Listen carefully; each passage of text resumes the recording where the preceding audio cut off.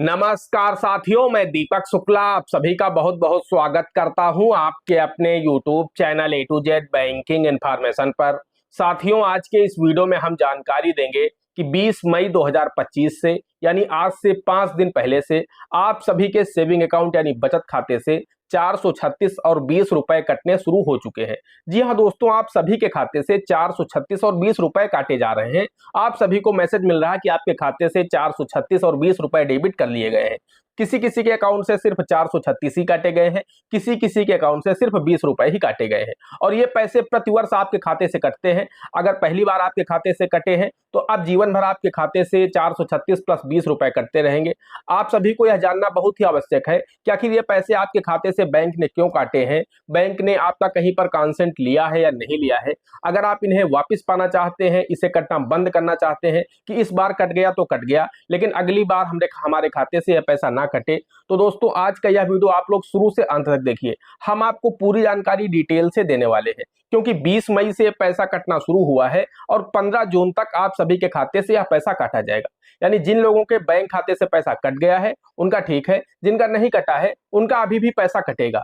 ज्यादातर लोगों का पैसा 31 मई 2025 तक ही कट जाएगा। जो लोग रह जाएंगे उनका पैसा 15 जून 2025 तक कटेगा। तो ये पैसा आखिर आपके खाते से क्यों कट रहा है? अगर आप इसको कटना बंद करना चाहते हैं कि आपका पैसा ना कटे आपके खाते से, तो किस तरह से आप बंद कर सकते हैं, इसका भी तरीका हम आपको वीडियो में आगे बताने वाले हैं। दो तरीके हैं आप पैसे कटने बंद कर सकते हैं। एक तरीका है आपको ब्रांच जाना होगा, तब आपके खाते से पैसा कटना बंद होगा यानी आपकी पॉलिसी क्लोज हो जाएगी। और दूसरा तरीका भी हम आपको बताएंगे जिसमें आपको ब्रांच नहीं जाना है, आप घर बैठे ही समस्या का समाधान कर सकते हैं।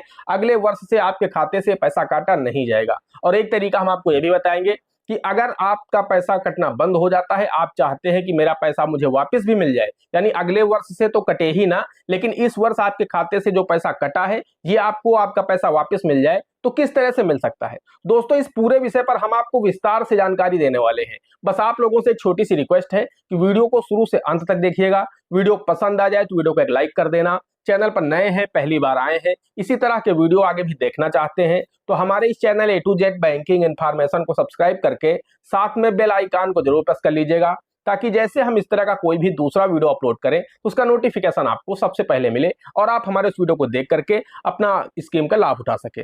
चलिए शुरू कर लेते हैं। दोस्तों हम सबसे पहले बात कर लेते हैं कि आपके खाते से जो ये 436 और 20 रुपए काटे जा रहे हैं ये किस स्कीम के नाम पर आपके खाते से काटे जा रहे हैं और बिना आपकी कंसेंट के क्यों काटे जा रहे हैं। क्योंकि मेरे पास बहुत सारे दोस्तों के कमेंट्स आए हैं कि सर मैंने कहीं पर भी कोई हस्ताक्षर नहीं किया है, बैंक ने मुझे कोई जानकारी नहीं दी है, ना ही मुझसे कहीं पर हस्ताक्षर कराया है, सीधे सीधे मेरे खाते से पैसे काट लिए गए हैं। अभी तो मैंने खाता ही खुलाया है। बहुत सारे लोग बता रहे हैं मेरा स्कॉलरशिप का अकाउंट है, मैंने 500 डाले थे, बैंक ने 456 काट लिए। अब मेरा यहाँ पर मिनिमम बैलेंस भी मेंटेन नहीं होगा तो उसके भी चार्जेस लगेंगे यहाँ पर। तो आइए हम दोस्तों आपको बताते हैं कि ये जो 436 रुपए आपके खाते से कटे हैं ये कटे हैं पीएमजेजेबीवाई यानी प्रधानमंत्री जीवन ज्योति बीमा योजना के। इसका वार्षिक प्रीमियम है 436 रुपए। इसमें आपको 2 लाख रुपए का जीवन बीमा कवर दिया जाता है। एज की बात करें तो 18 से 50 वर्ष तक की उम्र का कोई भी व्यक्ति इस योजना में शामिल हो सकता है, लेकिन जो व्यक्ति 50 वर्ष से उम्र से पहले इस योजना में शामिल हो जाता है वो 55 वर्ष तक की उम्र तक कवर रहता है। यानी आप सभी के खाते से 55 वर्ष की उम्र तक 436 रुपए प्रति वर्ष काटे जाएंगे। वहीं अगर कोई पर्सन जो कि 51 वर्ष का है वो आवेदन करना चाहता है, इस योजना में जुड़ना चाहता है तो नहीं जुड़ पाएगा। यानी आप जुड़ सकते हैं 50 साल से पहले ही, लेकिन अगर जुड़ गए तो फिर 55 वर्ष तक आप बीमित रहेंगे और 55 वर्ष जब तक आपकी उम्र नहीं होगी तब तक आपके खाते से प्रतिवर्ष 436 रुपए काटते रहेंगे। और बात करें अगर कि ये पैसा आपको कभी रिफंड मिलेगा तो आपको ये पैसा कभी भी रिफंड नहीं मिलेगा। जिस तरह से आप लोग अपनी बाइक का, कार का इंश्योरेंस कराते हैं, वर्ष पूरा हो जाता है, टाइम पूरा हो जाता है, आपका पैसा समाप्त हो जाता है, आपकी पॉलिसी समाप्त हो जाती है, उसी तरह से ये भी है। इसमें आपको 2 लाख रुपए का जीवन बीमा कवर दिया जा रहा है। अब बात कर लेते हैं 20 रुपए की। तो 20 रुपए पीएमएसबीवाई यानी प्रधानमंत्री सुरक्षा बीमा योजना का पैसा है। इसका 20 रुपए वार्षिक प्रीमियम है। पूरे वर्ष का 20 रुपए आपके खाते से काटा जाता है इसी मई से जून के बीच में। इसमें आपको 2 लाख रुपए का दुर्घटना बीमा कवर दिया जाता है। एज की बात करें तो 18 से 70 वर्ष तक की उम्र का कोई भी व्यक्ति इस योजना में शामिल हो सकता है और दुर्घटना बीमा का कवर यहाँ पर 2 लाख रुपए का उसे मिलता है। तो दोस्तों ये जो जीवन बीमा है और दुर्घटना बीमा है इनके नाम पर आपके खाते से 436 और 20 456 रुपए काटे जाते हैं।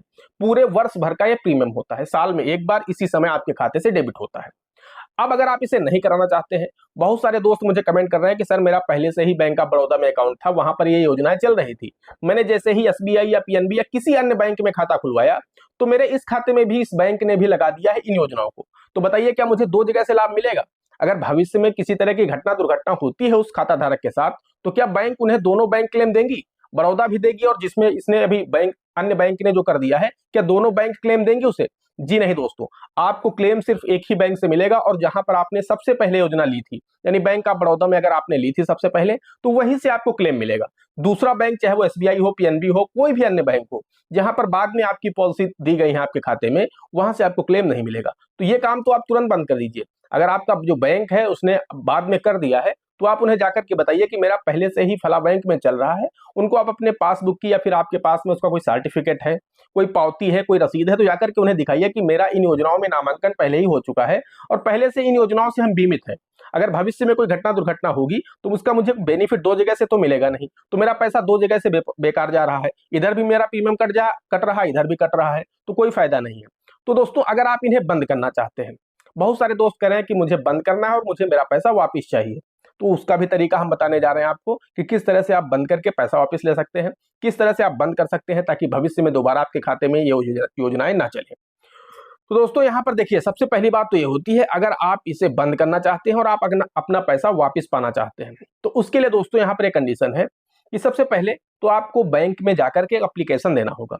अगर आपके खाते से पैसा कट चुका है तो दोस्तों आपको जाना है बैंक और वहां पर जाकर के एक एप्लीकेशन देना है। सामान्य सा एप्लीकेशन अभी तक जो आप लोग देते हैं, बहुत सारे दोस्तों ने भी कमेंट किया है कि मैंने 10 बार एप्लीकेशन बैंक में दिया लेकिन बैंक ने इन पॉलिसी को बंद नहीं किया मेरे खाते में।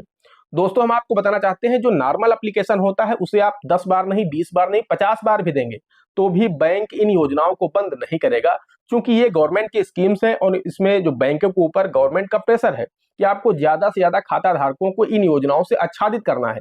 इसीलिए बैंक जिसका एक बार बीमा कर देते हैं उसका बंद नहीं करते हैं। बंद एक ही शर्त पर कर सकते हैं, उस एप्लीकेशन में आपको एक ऐसी लाइन होती है जो लिखनी होती है, आपको नहीं पता है कि आखिर वो कौन सी लाइन है जो हम लिख दें जिससे एक बार में जैसे आप बैंक पहुंचेंगे वो एप्लीकेशन को पढ़ेंगे, पढ़ने के तुरंत बाद आपके खाते में चल रही दोनों योजनाओं को बंद कर देंगे। और अगर आपकी कंसेंट के बिना पैसा आपके खाते से डेबिट किया गया है, बहुत सारे दोस्त कहते हैं कि मैं 4 साल से बैंक नहीं गया, 5 साल से बैंक नहीं गया, 6 साल से बैंक नहीं गया, या फिर मैं बैंक गया तो मैंने किसी भी बीमा के फॉर्म पर साइन नहीं किया, मैंने बैंक को कंसेंट नहीं दिया है, बैंक को अनुमति नहीं दी है, तो बैंक ने मेरे खाते से पैसा कैसे काट लिया? बात आपकी बिल्कुल सही है कि बिना आपकी सहमति के बैंक आपके खाते से 1 रुपया भी नहीं काट सकता। अगर बैंक बिना आपकी सहमति के 1 रुपया भी काटता है आपके खाते से, तो फिर आप इसकी कंप्लेन आरबीआई को कर सकते हैं और वो पैसा आपको वापस दिया जाएगा और बैंक के ऊपर जुर्माना आरबीआई लगाएगा, सो अलग होगा। तो अगर आपको लगता है कि आपकी कंसेंट के बिना बैंक ने आपके खाते से पैसा काटा है, वैसे बैंक ऐसा करते नहीं है, बिना आपकी जानकारी के पैसा कटा है वो अलग विषय है, लेकिन फॉर्म पर आपका साइन नहीं है ये आप 100% श्योर होकर के नहीं कह सकते, क्योंकि बैंक आप जब भी किसी काम के लिए गए होंगे, चाहे आप पैसा विड्रॉल करने के लिए गए हो, केवाईसी फॉर्म फिल करने के लिए गए हो, अकाउंट ओपन कराने के लिए गए हो, अन्य चेकबुक लेने के लिए गए हो, एटीएम का फॉर्म भरने गए हो, आप किसी भी काम के लिए अगर बैंक गए हैं तो वहां पर आपको जो भी फॉर्म गया होगा किसी भी काम के लिए, आपने मान लीजिए मांगा होगा कि मुझे केवाईसी फॉर्म दे दीजिए, मुझे फिल करना है, तो केवाईसी फॉर्म के साथ में ही आपको दे दिए गए होंगे ये दोनों फॉर्म बीच में लगा करके, और उनमें आपको पेन से टिक कर दिया गया होगा कि यहाँ पर भी आपको साइन करना, यहाँ पर भी आपको साइन करना। ज्यादातर लोग बैंक में जो फॉर्म होते हैं उसकी जो कंसेंट होती है उन्हें पढ़ते नहीं कि कौन सी फॉर्म में हम कहाँ पर साइन कर रहे हैं, तो हो सकता है वहां पर बीमा के भी फॉर्म लगे रहे हो और आप लोगों ने हस्ताक्षर कर दिए हो, बैंक ने उन फॉर्म को उठा के रख लिया हो आपका अकाउंट नंबर डाल करके, जब बैंकों के ऊपर प्रेशर पड़ा कि आपको बीमा करना है तो बैंक ने आपके खाते में इन योजनाओं को चालू कर दिया, क्योंकि उनके पास आपकी कंसेंट तो पहले से ही थी। हालांकि बैंक ने आपको जानकारी नहीं दी, चुपचाप तरीके से आपका साइन ले लिया, ये भी तरीका गलत है। बिना आपकी जानकारी के बैंक आपके खाते में कोई भी योजना लागू नहीं कर सकते। तो अगर आपको पता है कि मेरी कंसेंट बैंक के पास नहीं है, उस दशा में पैसा कटने के 15 दिन के अंदर आपको अपनी होम ब्रांच जाना है।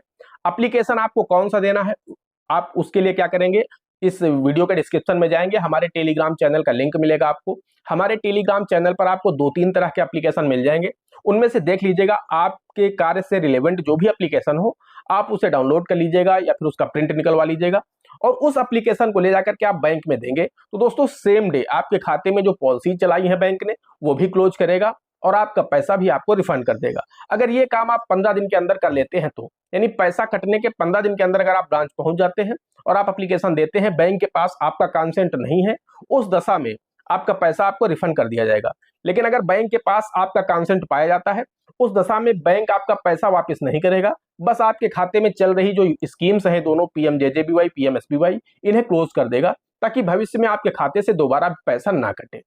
अब दोस्तों ये तो हो गई कि आप ब्रांच जाकर के इस तरह से बंद भी करा सकते हैं और अपना पैसा वापस भी ले सकते हैं। अब हम बात कर लेते हैं कि आप अगर ब्रांच नहीं जाना चाहते, आप दूर हैं कहीं, आपकी होम ब्रांच आपसे बहुत दूर है और आपके खाते में इन योजनाओं को बैंक ने चालू कर दिया है, उस स्थिति में आप क्या करेंगे। बहुत सारे लोग होते हैं उनका सेविंग अकाउंट यहाँ पर है, गाँव में है, और नौकरी कहीं शहर में करते हैं। उस दशा में अचानक उनके खाते से पैसा कट गया, तो वो इन योजनाओं को बंद कराने के लिए वहां से आएंगे तो बहुत लंबा नुकसान होगा, उनका समय का भी लॉस होगा, पैसे का भी लॉस होगा। तो इसलिए एक तरीका और है कि आपको ब्रांच नहीं जाना है। आपको क्या करना है, ऑनलाइन तरीके से, यानी जो ऑनलाइन तरीका है कि आप अपने खाते की जो भी बैलेंस है उसे आप पूरा का पूरा ट्रांसफर कर लीजिए। 15 मई से 15 जून, एक महीने के बीच में आपके खाते से इन योजनाओं का पैसा काटा जाता है। तो आप 15 मई से पहले पहले आप अपने खाते का पूरा पैसा आप ट्रांसफर कर लीजिए किसी दूसरे अकाउंट में, और 15 जून के बाद आप पैसा डाल दीजिए अपने उस खाते में। एक महीना आप अपने खाते का बैलेंस जीरो रखिए। जब आपके खाते में पैसा जीरो होगा, जब आपके खाते से पॉलिसी की रिन्यूअल की डेट आएगी, जब पॉलिसी रिन्यूअल होने वाली होगी, तो आपके खाते का बैलेंस जीरो रहेगा। उस दशा में आपके खाते में चल रही पीएमजेजेबीवाई पीएमएसबीवाई दोनों पॉलिसी निष्क्रिय हो जाएंगी, यानी इनएक्टिव हो जाएंगी। अब एक बार अगर आपके खाते में चल रही है पॉलिसी इनएक्टिव हो जाती है, तो फिर दोबारा आपके खाते में पैसा कितना भी पड़ा रहे, कभी भी रिन्यूअल डेट पर आपके खाते से इन योजनाओं के नाम पर पैसा नहीं कटेगा, और न ही दोबारा से आपके खाते में इन योजनाओं को लागू किया जा सकता है। क्योंकि जैसे ही दोबारा से फॉर्म भर के आपके खाते में इन योजनाओं को चालू किया जाएगा, तो लिखकर दिखाएगा सिस्टम पर कि ये जो व्यक्ति है, जो खाता धारक है, ऑलरेडी इस योजना से आच्छादित है, यानी वहां पर यह मैसेज फ्लैश होगा। तो वो आपके खाते में दोबारा इस पॉलिसी को चालू भी नहीं कर पाएंगे, और एक बार अगर आपके खाते में चल रही पीएमजेजेबीवाई पीएमएसबीवाई पॉलिसी इनएक्टिव हो गई, तो वो दोबारा से एक्टिव नहीं हो सकती अपने आप से।